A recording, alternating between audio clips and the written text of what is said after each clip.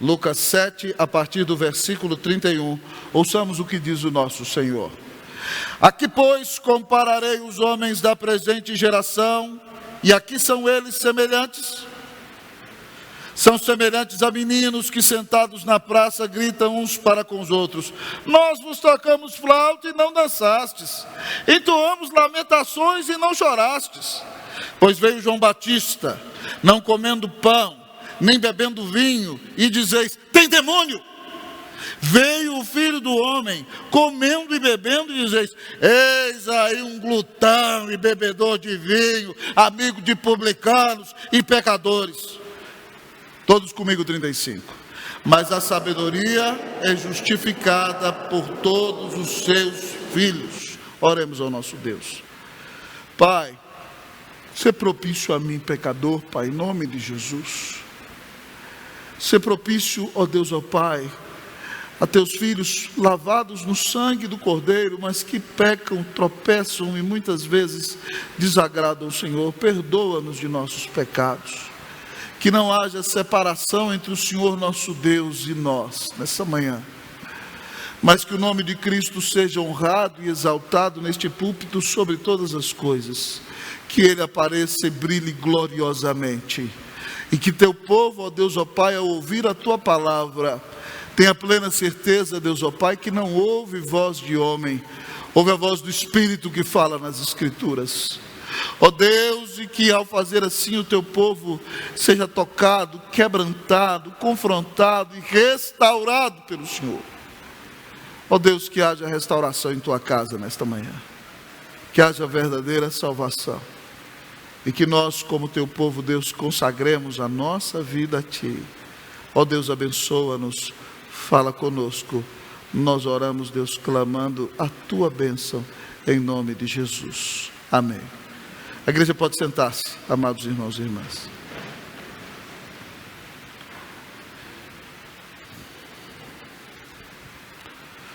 Lucas inicia esse capítulo nos apresentando 2 milagres maravilhosos, acerca dos quais já lemos nesta manhã. Nós vemos Jesus curando o servo do centurião e vemos Jesus ressuscitando o filho da viúva de Naim.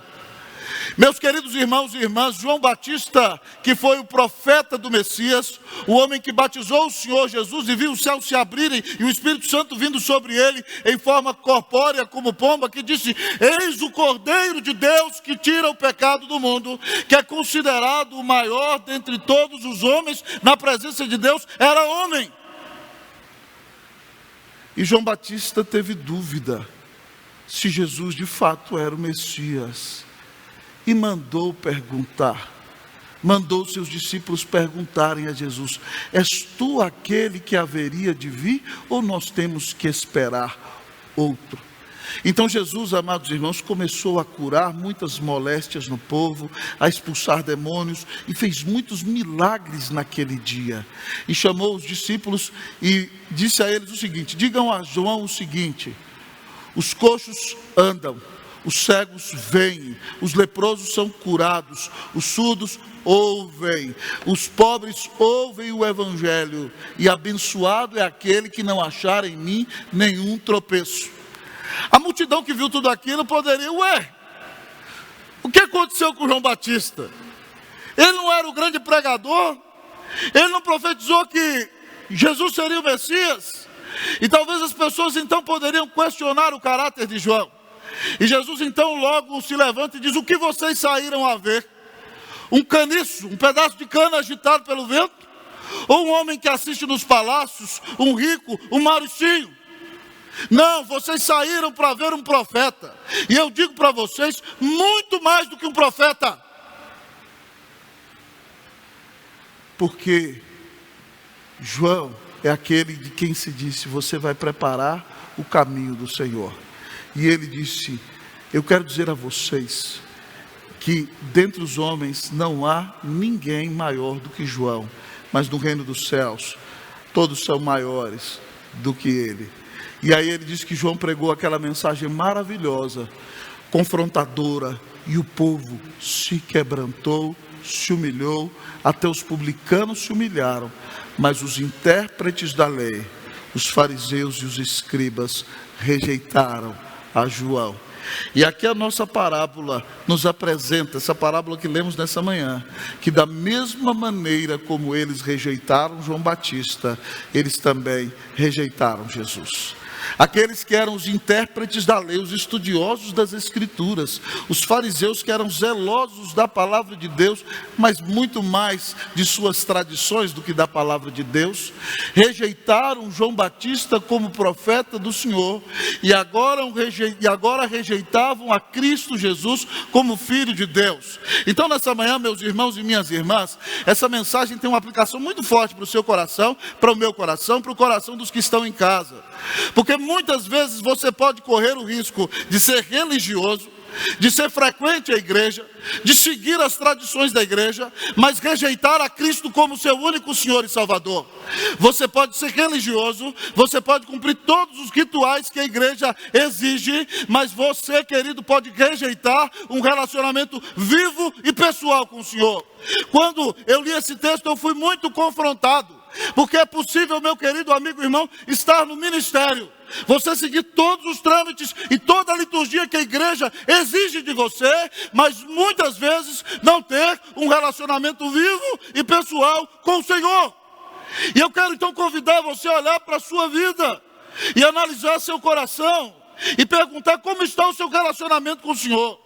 E se você estiver rejeitando uma vida de estudo bíblico, de oração, de adoração, de compromisso com o Senhor Jesus, que o Senhor traga arrependimento para o seu coração nessa manhã, em nome de Cristo Jesus. O texto nos apresenta os pecados dos que rejeitam a Jesus. Que Deus permita que estes pecados não estejam presentes em nossa vida, em nome de Jesus. A nossa parábola nos mostra que o primeiro pecado dos que rejeitam a Jesus é o orgulho. O primeiro pecado dos que rejeitam a Jesus é o orgulho. Versículo de número 31 diz o texto: aqui, pois, compararei os homens da presente geração, e aqui são eles semelhantes.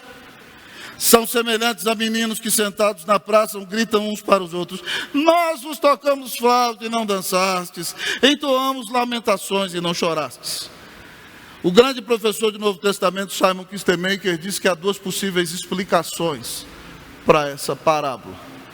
A primeira delas é que aquele que tocou flauta e pregou uma mensagem de alegria e eles não dançaram para ele é o Senhor Jesus. E aquele que entoou lamentação e eles não choraram é João Batista. Mas o Dr. Simon Kistemaker crê que a segunda explicação é a mais provável.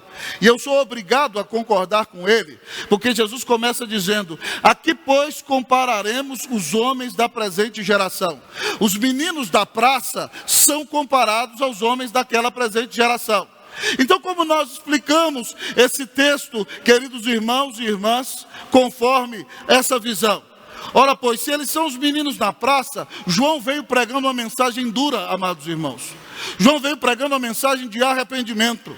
João Batista é o pregador do Messias, mas a mensagem de João foi confrontacional. Ele dizia que todos nós somos pecadores e que é necessário arrependimento para crer no Messias, para que a nossa vida seja transformada. E o que aqueles fariseus fizeram? Eles então, amados irmãos, nós vos tocamos flautas e não dançastes. Eles queriam mudar a João. Eles não aceitavam João como um profeta confrontador do pecado como ele era. Eles queriam entoar a flauta e queriam que João dançasse. Eles não aceitavam uma mensagem confrontacional, uma mensagem dura. Pois então, logo depois veio Jesus com uma mensagem de restauração, de alegria. Jesus vem curando muita gente, fazendo muitos milagres, salvando muitas pessoas, e a grande comoção, frenesi e alegria incomparável no meio do povo. E eles querem que Jesus fique chorando, que Jesus pregue uma mensagem de lamento. Eles querem mudar João e querem mudar Jesus aqui. Olha o que eles dizem: entoamos lamentações e não chorastes. O que é interessante é que nas duas possibilidades de explicação do texto, Jesus está revelando que eles têm uma soberba incomparável. Porque se Jesus entoou a flauta e eles não dançaram, eles foram soberbos e rejeitaram Jesus. Se João pregou uma mensagem de lamentação e eles não choraram, eles foram soberbos e rejeitaram João. Mas se João veio com uma mensagem confrontacional, enviado por Deus para confrontar os pecados, e eles rejeitaram João e queriam mudá-lo, eles foram soberbos.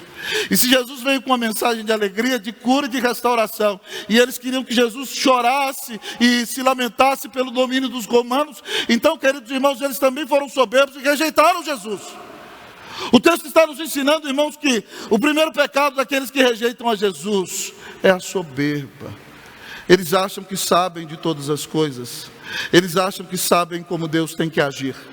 Eles querem estabelecer a maneira como Deus deve fazer as coisas e a maneira como aqueles que pregam a palavra de Deus devem agir.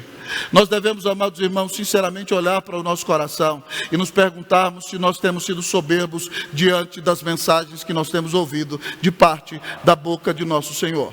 Porque o primeiro pecado de quem rejeita Jesus é a soberba, é não se submeter, é não se arrepender, é não se quebrantar quando o Senhor lhe confronta, mas é não chorar, é não se jubilar, é não se alegrar quando o Senhor traz bênção e restauração para a sua vida. Ô meu querido amigo e irmão, eu quero lhe perguntar, a soberba tem sido um pecado seu? A soberba é muito perigosa, amado amigo e irmão. Porque muitas vezes quem atua de maneira soberba não enxerga a sua própria soberba. E Salomão disse em Provérbios 16, 18 que a soberba precede a ruína e a altivez de espírito a queda. Preste atenção, quando nós vemos alguém se jactando demais, se gloriando demais, dizendo eu sou isso, eu sou aquilo outro, ou se levantando demais e olhando para os outros com um olhar superior como se fosse melhor, prepare-se. A Bíblia diz que essa pessoa vai tombar lá na frente. Nós devemos ser humildes, irmãos. O nosso rei, que é o rei da glória, o todo-poderoso Senhor disse: aprendei de mim, que sou manso e humilde de coração, e achareis descanso para a vossa alma. Nós temos que nos humilhar. O apóstolo Pedro diz na sua carta: humilhai-vos sob a poderosa mão de Deus, para que Ele em tempo oportuno vos exalte, lançando sobre Ele toda a vossa ansiedade, porque Ele tem cuidado de vós. Lance sobre Ele a sua ansiedade, se humilhe diante dEle. Coloque-se nas mãos do Senhor, se prostre. É melhor se humilhar para esperar a exaltação do nosso Deus. Ah, queridos irmãos e irmãs, se nós queremos restauração para a nossa vida, nós temos que descer do salto, descer do palco e dobrar os nossos joelhos. A palavra de Deus diz acerca de dias de crise e de peste, como os dias que nós enfrentamos: se o meu povo, que se chama pelo meu nome, se humilhar, orar e me buscar e se converter dos seus maus caminhos, eu ouvirei dos céus, perdoarei os seus pecados e sararei a sua terra. Você tem sido soberbo? Você tem rejeitado a providência de Deus em sua vida? Hoje é dia de se humilhar, meu querido amigo e irmão. Hoje é dia de se prostrar. Eu me lembro, irmãos, quando eu era um jovem adolescente, servindo ao Senhor, pregando o Evangelho, com uma grande alegria, mas com grandes desafios na minha casa, porque meu pai não era um homem crente. E era muito difícil. E quando meu pai ficava com raiva, ele dizia: pega o colchão para a igreja e muda para lá. Muda para a igreja, não sai da igreja. E quando ele queria proibir alguma coisa, ele proibia a gente de ir na igreja. Era como cortar-se na carne, era um desespero, né? A vida era na igreja, a UPA era grande, os amigos, tudo estava na igreja. E aí eu fui chorando um dia conversar com meu pastor. Falei: pastor, eu estou tentando servir a Jesus e as coisas tão difíceis por meu lado e tal. E comecei a murmurar mesmo, né?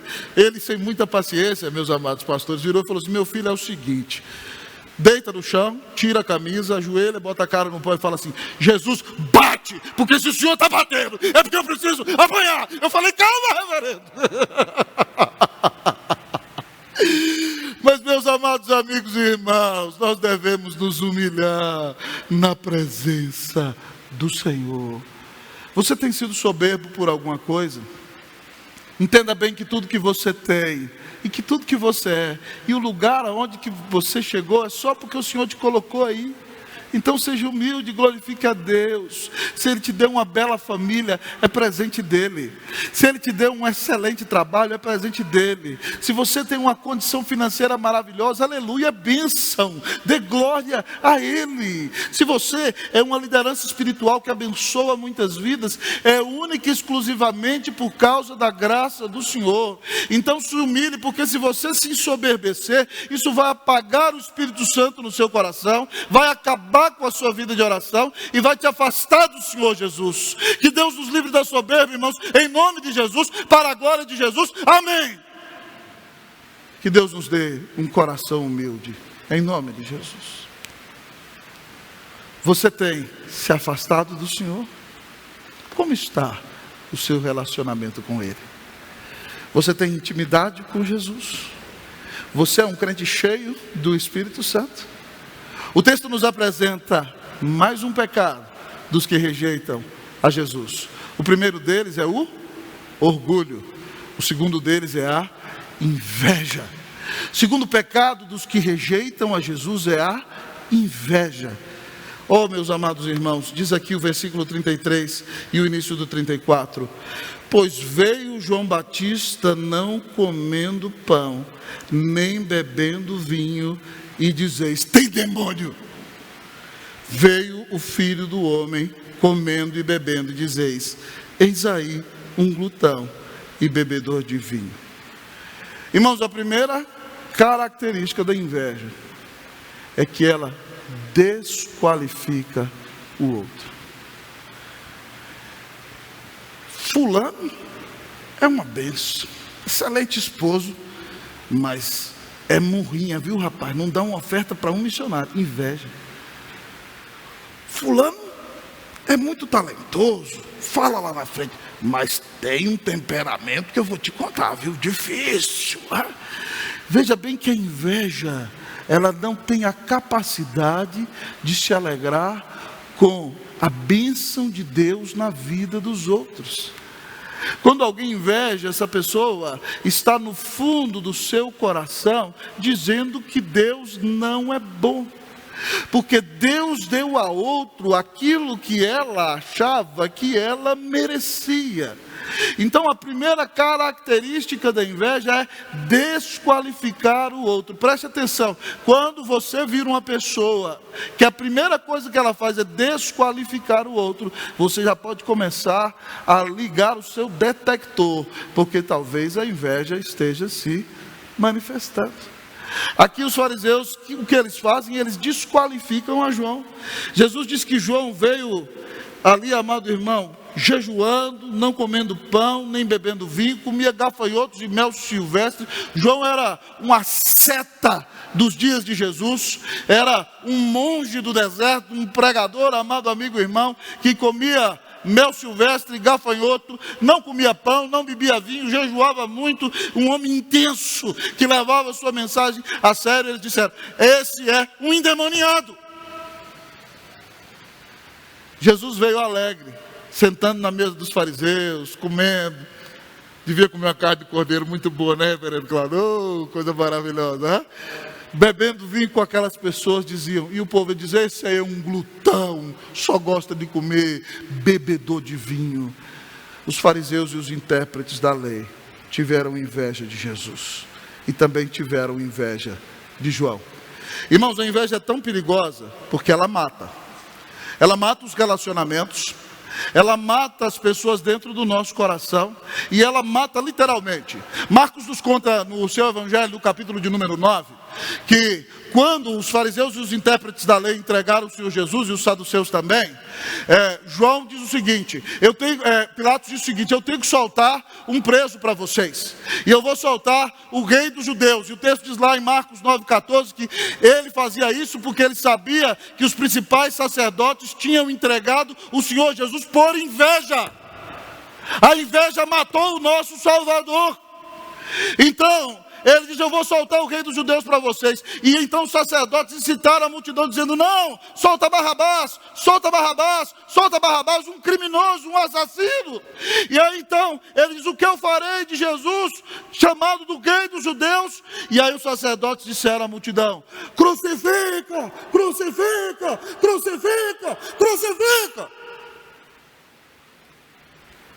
Jesus foi soberanamente à cruz para nos salvar, mas os pecados dos homens que o levaram até ali foram todos fundamentados pela inveja. Você tem tido inveja de alguém, meu irmão? Você tem inveja dos dons de alguém? Da condição financeira de um outro irmão?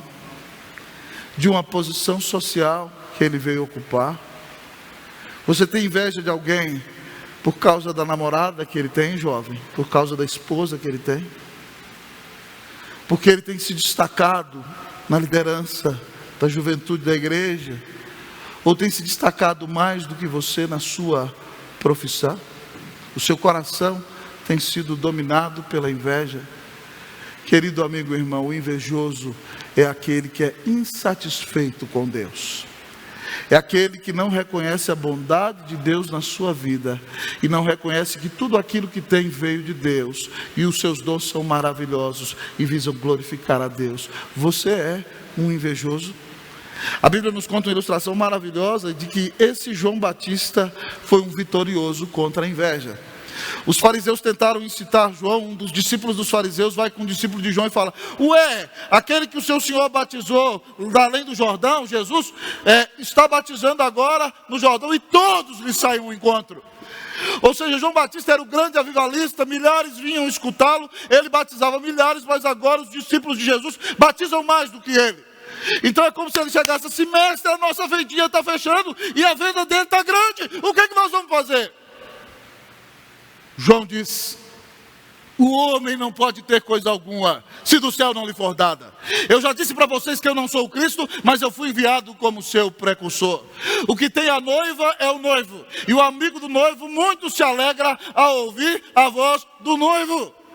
Convém que ele cresça e que eu diminua. João vence a inveja, reconhecendo que tudo vem de Deus, reconhecendo o seu próprio lugar, se alegrando com os demais e sobre todas as coisas dando toda a glória a Cristo Jesus. Querido amigo e irmão, se o seu coração é invejoso, a sua fé vai esfriar. Porque no íntimo você vai achar que Deus não supriu as suas necessidades, Deus não te deu os dons e talentos que você necessitava. E como é que você vai buscar esse Deus que abençoa o outro e não abençoa você? Que ama mais o outro e que não ama você? O invejoso é ingrato. Ele não reconhece a grande salvação que o Senhor lhe deu e a bondade do Senhor na sua vida. Eu quero convidá-lo, à luz deste texto, em nome do Senhor Jesus, a olhar para o seu coração. Você é um invejoso? A inveja destrói os relacionamentos, a inveja mata as pessoas, mas a inveja te afasta do Senhor Jesus. A inveja tem dominado o seu coração? Se você tem sido tomado por este pecado, irmão, em nome de Jesus, arrependa-se nessa manhã. Diga para o Senhor, não esconda o seu pecado, pelo contrário, rasgue, porque a Bíblia diz que o que encobre as suas transgressões não vai prosperar, mas se você confessar e deixar, vai alcançar misericórdia. Então diga: Senhor, eu tenho sido invejoso, e só eu e o Senhor sabemos disso, e eu quero dizer para o Senhor que eu tenho sido invejoso assim, assim, assim, assado. Eu não consigo mudar isso, mas o Senhor diz que se eu confessar os meus pecados, o Senhor é fiel e justo para me perdoar e me purificar. Então, Senhor, me ajuda a ser mais agradecido pela grande salvação que eu recebi, pelos dons e talentos que o Senhor me deu, pelas bênçãos pelas quais o Senhor tem abençoado a minha vida. Me ajuda a me alegrar em Ti. Para vencer a inveja, você precisa se alegrar em Cristo Jesus. Que Deus tenha misericórdia de você, que você reconheça o tamanho da salvação que recebeu, e que a bênção de ter Cristo na vida, o relacionamento com Ele, seja a maior bênção da sua vida. Que Deus te dê vitória sobre a inveja, em nome de Jesus, amém.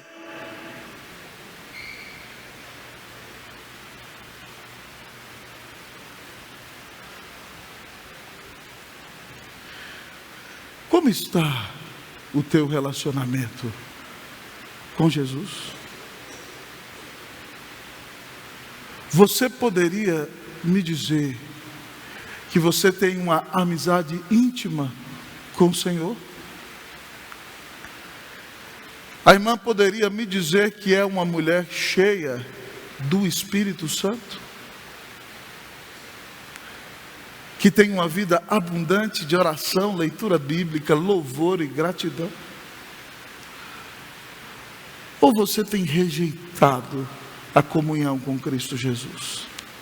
Se isso tem acontecido é por causa de orgulho, é por causa de inveja. Mas talvez você me pergunte: pastor, há mais algum pecado daqueles que rejeitam a Jesus? Há somente mais um no nosso texto, minha irmã. E esse pecado é a blasfêmia. Terceiro pecado daqueles que rejeitam a Jesus é a blasfêmia. Diz aqui o versículo de número 34. Veio o Filho do Homem comendo e bebendo, e dizeis: eis aí um glutão e bebedor de vinho, amigo de publicanos e pecadores. Jesus diz no texto, amados irmãos e irmãs, que ele é o Filho do Homem. E talvez você diga: o Filho do Homem significa que Jesus não é só Deus, ele é homem, sim. Mas essa expressão, Filho do Homem, significa muito, muito mais do que isso.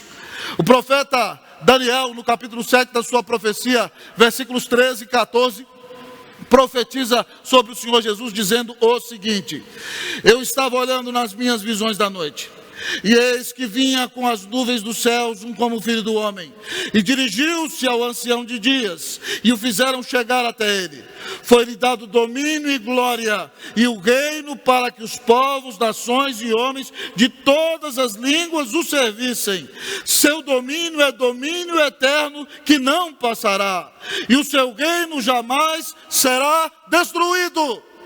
Filho do homem significa que Jesus é o Rei dos reis, é o Rei da glória, é o todo-poderoso Filho de Deus, é aquele cujo reino durará para sempre, e o seu reino jamais será destruído. Então Jesus se refere a si mesmo com as palavras de Daniel, dizendo que ele é o Rei dos reis, ele é o Senhor dos senhores, ele é este homem, o Filho do homem profetizado. E ali estão aqueles religiosos diante do Filho do homem, do Rei da glória, do soberano Senhor, do todo-poderoso Filho de Deus. E no lugar de se humilharem diante dele, blasfemam. Blasfemam contra o Filho de Deus, o rejeitam e dizem: este é um comelão e um cachaceiro, glutão e bebedor de vinho. Irmãos, essa é uma acusação tão terrível, que a Bíblia diz em Deuteronômio 21, 20 a 21, que se os pais percebessem que eles tinham um filho dissoluto, entregue aos prazeres, também comelão e beberrão, eles deveriam levar o seu filho a juízo, para que o seu filho fosse apedrejado. É isso que eles estão dizendo de Jesus. Em outras palavras, eles estão citando as Escrituras, dizendo: esse é um comelão e um beberrão, e segundo a lei, ele tem que ser apedrejado. Olha o que diz Deuteronômio 21, 20 a 21, e lhes dirão: este é o nosso filho rebelde com Tomás, não dá ouvidos à nossa voz, é dissoluto e beberrão. Então todos os homens da sua cidade o apedrejarão até que morra. Assim eliminarás o mal do meio de ti, e todo Israel ouvirá e temerá. Em outras palavras, eles estão dizendo que o Rei da Glória deveria ser apedrejado. Os que deveriam ser apedrejados são eles, porque Deus mandou o seu Filho glorioso ao mundo para nos salvar e pagar os nossos pecados, e eles blasfemam contra Jesus. Eles o chamam de comilão e de beberrão, glutão e cachaceiro, porque Jesus bebia vinho.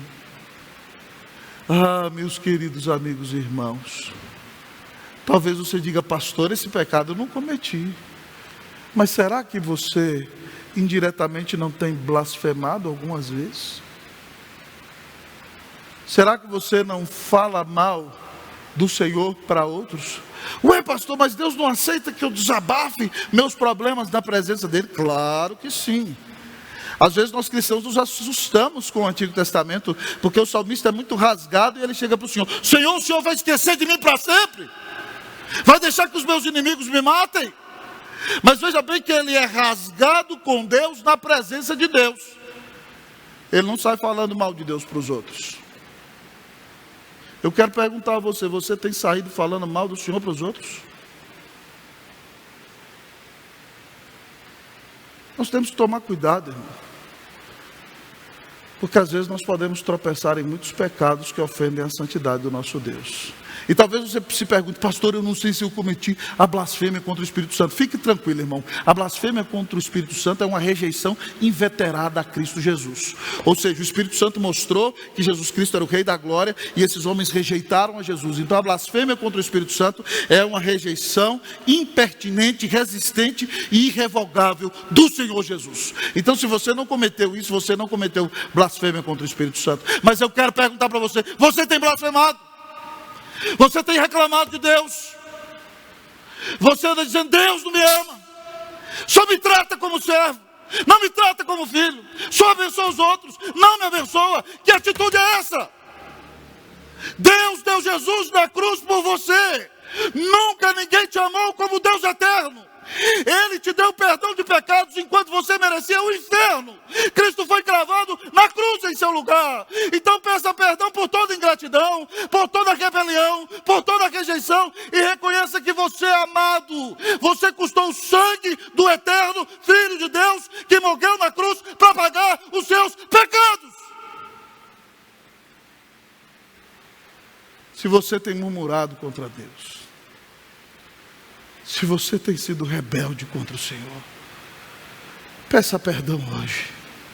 O Senhor tem misericórdia e restauração para você, em nome de Cristo Jesus. Ao final desta mensagem, meus irmãos e minhas irmãs, nesta manhã, o texto termina dizendo que a sabedoria é justificada pelos seus filhos. O que significa isso? Que a verdadeira sabedoria de Deus é revelada através da vida dos filhos de Deus. No texto paralelo, Mateus diz que a sabedoria é justificada pelas suas obras. O que significa isso? Significa que nós vemos a sabedoria de Deus quando nós olhamos pessoas indignas que são transformadas, que vivem uma vida de humildade, de satisfação em Deus e de gratidão, mesmo no meio das muitas dificuldades da vida. Eu quero perguntar para você, em nome de Jesus, nessa manhã, e aprove ao Senhor que eu pregasse esse texto. Eu não escolhi a sequência, estou seguindo a sequência do Dr. Kistemaker. Era o texto que estava na frente, era a mensagem que você precisava ouvir. Você tem rejeitado a Cristo Jesus? É possível trabalhar na igreja e rejeitar a Jesus. É possível tocar e cantar aqui na frente e rejeitar a Jesus. É possível ser oficial da igreja e rejeitar a Jesus. É possível ser pregador e até pastor e rejeitar a Jesus. Você tem rejeitado a Jesus? Se você tem rejeitado a Jesus, essa mensagem é de restauração para o seu coração. Nessa manhã o Senhor te convida ao arrependimento e a se lembrar o quanto Ele te amou, pois deu a vida na cruz para pagar os teus pecados. Se você tem sido orgulhoso, invejoso e blasfemo, você tem rejeitado a Jesus. Mas hoje o Senhor disse que Ele veio ao seu encontro, que Ele não abre mão de você, que Ele pagou o seu pecado de orgulho, inveja e blasfêmia na cruz. E que se você se arrepender e se voltar para Ele, Ele tem para você perdão de pecados, reconciliação e vida eterna. Meu amigo, talvez você esteja aqui hoje e ainda não tem Cristo em seu coração, e a sua vida é uma vida de soberba, uma vida de ingratidão, de inveja, de blasfêmia contra Deus. Eu quero dizer para você que Deus mandou o único Filho dele para morrer na cruz e pagar os seus pecados. Se você se arrepende hoje dos seus pecados e reconhece que Deus deveria te jogar no inferno por causa deles, mas entende que Deus te amou a ponto de dar Cristo na cruz em seu lugar, se você se arrepende destes seus pecados, a Bíblia diz que se você crer em Cristo Jesus como seu único Senhor e Salvador, como Filho de Deus, como único mediador entre Deus e os homens, como aquele que pagou os teus pecados, se você pede perdão a Ele, se arrepende e diz: Senhor Jesus, eu entrego minha vida a Ti, quero viver debaixo do Teu senhorio. A Bíblia diz que se você crer assim em Jesus, você vai ser salvo. Deus dirá no seu tribunal: eu te declaro justo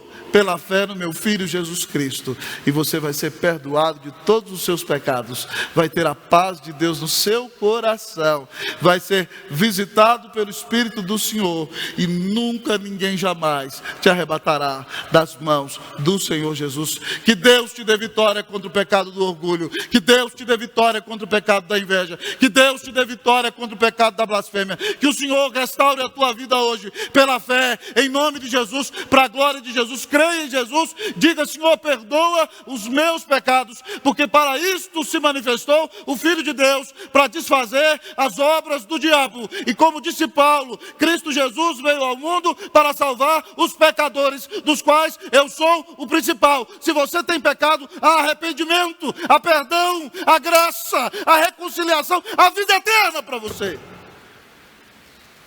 Diga: Senhor, hoje eu me arrependo.